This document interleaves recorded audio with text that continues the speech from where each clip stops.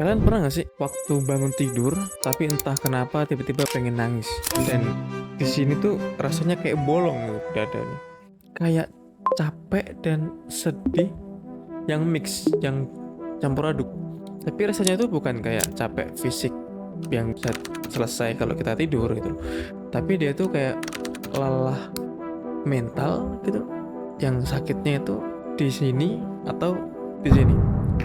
Atau mungkin kalian juga pernah ngerasain ya, ngerasa sendirian meskipun di keramaian, tapi mau cerita, mau curhat ke temen atau keluarga itu takut. Takut dianggap lebay, terus juga takut mungkin kena chat sama teman atau keluarga gitu. Inilah alasan kenapa aku bikin video kali ini. Oke. Jadi aku mau ngajak kalian semua, teman-teman semua, tentang pengalamanku pertama kali ketemu dengan psikolog. Ya, mungkin sampai sekarang kayaknya ya, stigma ketemu dengan psikolog itu artinya kamu gila. Tapi itu enggak, ya. Jadi kita harus sepakati bahwa ketemu dengan psikolog itu bukanlah sesuatu yang tabu. Bukan berarti kamu itu gila. No, ya. Kalau kalian ketemu dengan psikolog buat curhat keseharian pun it's fine gitu loh. Nggak ada yang salah. Fine-fine aja gitu loh. Dan di video ini aku mau cerita ke kalian pengalamanku ketemu dengan psikolog untuk pertama kalinya. Jadi pertama itu di malam sebelumnya itu rasanya deg-degan coy. Lebih ke bingung dan gelisah.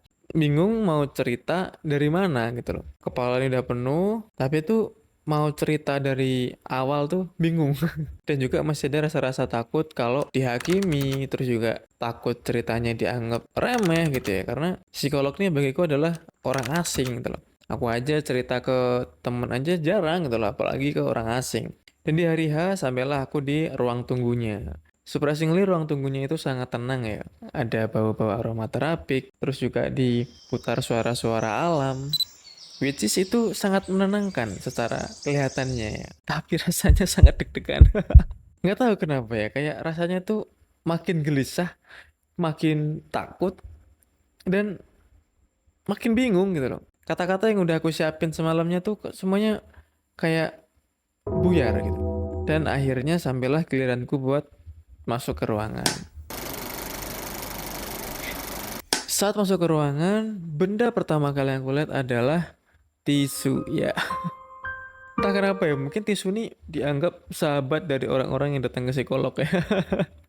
Saat masuk ke ruangan, aku duduk ke sofa.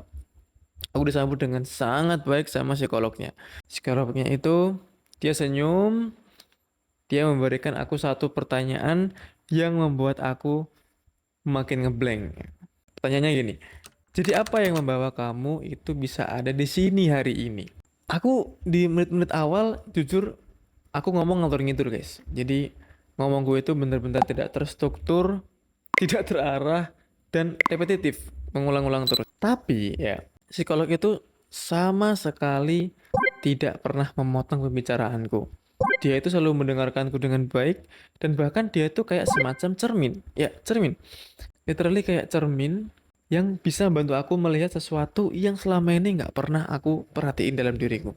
Beneran. Dan setelah itu, aku ngerasa lebih nyaman cerita dengan dia. Jadi rasanya kayak lebih smooth.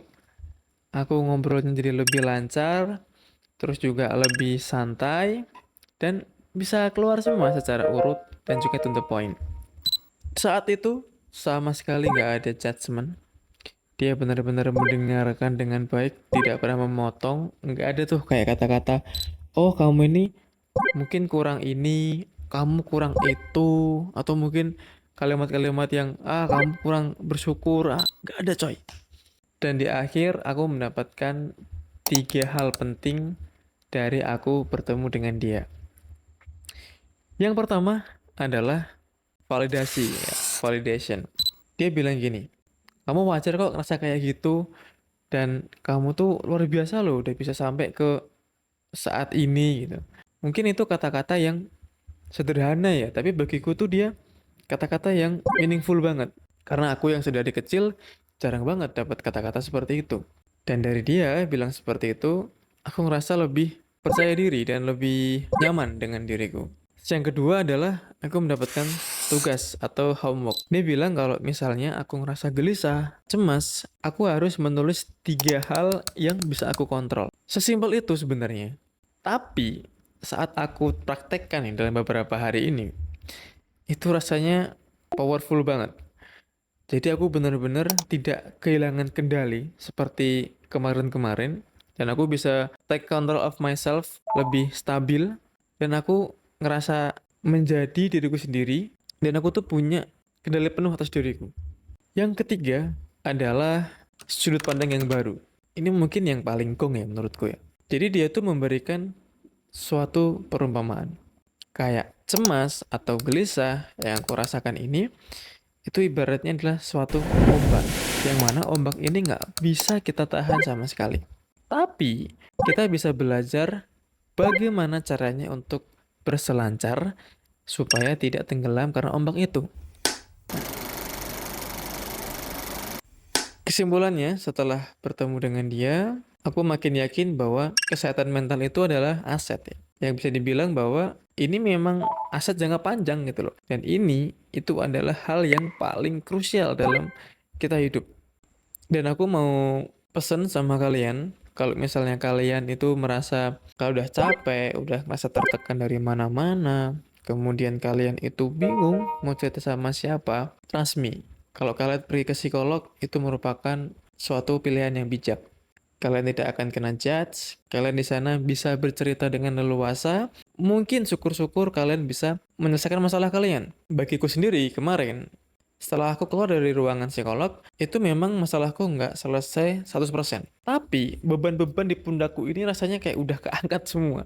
Aku bisa menjadi orang yang baru dan aku bisa menghadapi masalahku jauh lebih baik sebelum aku datang ke psikolog. Jadi buat kalian, aku harap kalau kalian udah merasa capek banget, lelah ya, dan kalian bingung mau gimana, please jangan simpan itu semua sendirian. Kalian bisa kok datang ke psikolog. Menurutku salah satu langkah atau pilihan yang terbaik dalam hidupku. So, mungkin itu video kali ini. Ini mungkin video yang lebih santai ya daripada sebelumnya. Mungkin kalau kalian suka dengan konsep-konsep kayak gini, kalian mungkin bisa klik tombol subscribe-nya, klik tombol like-nya, dan mungkin bisa ninggalin jejak di kolom komentar. Ya, aku mungkin bakalan lebih sering bikin konten-konten ini ya, pengalaman pertama gitu ya. Cuman mungkin biar gak bosan kita pergi jalan-jalan kali ya. Itu aja video kali ini. Semoga bermanfaat buat kalian dan sehat-sehat selalu. Sampai jumpa di video selanjutnya. Adios.